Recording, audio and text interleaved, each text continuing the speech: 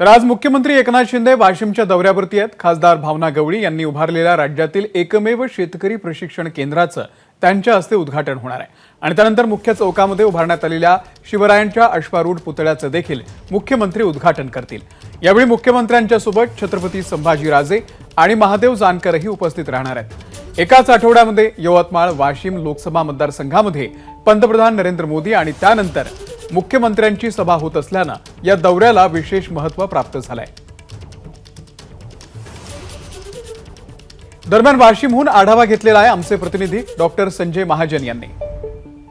राज्याचे मुख्यमंत्री एकनाथ शिंदे आज वाशिम दौऱ्यावर आहेत आणि स्थानिक खासदार भावना गवळी यांनी या ठिकाणी केलेल्या विकास कामांचा आणि छत्रपती शिवाजी महाराजांच्या पुतळ्याचा अनावरणाप्रसंगी मुख्यमंत्री एकनाथ शिंदे या ठिकाणी येत आहेत। आपण बघू शकतो हा अश्वारूढ पुतळा आहे ज्याचं अनावरण आज मुख्यमंत्र्यांच्या हस्ते होणार आहे।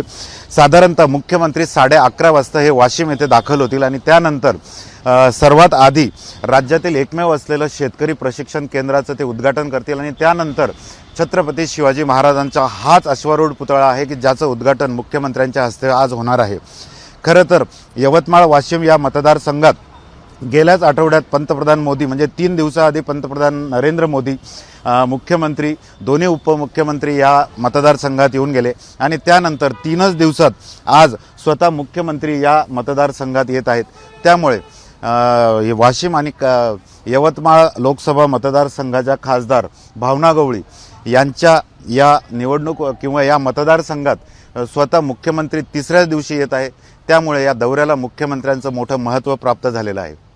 कॅमेरामन शांताराम तायडेसह डॉक्टर संजय महाजन, एबीपी माझा, वाशिम।